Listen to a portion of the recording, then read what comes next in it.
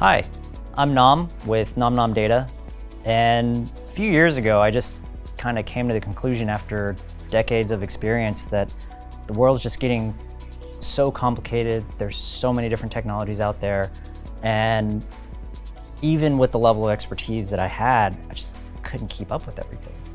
And I really wanted to go after this open source model, but I had kids, I had a mortgage, I needed a job, and I'm like, there's got to be a better way for developers to contribute, and I think they deserve to be compensated for the value that they create in a lot of cases. On the flip side, it was really challenging, and I'm seeing a lot of companies stumble with finding the perfect talent or the right person for the job.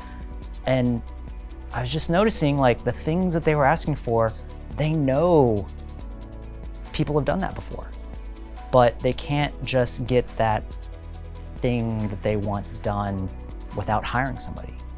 And Nom Nom Data Exists, I think, to solve a lot of those problems. It's this middle ground, it's this alternative way where people can collaborate, empower each other, and I think everybody can benefit.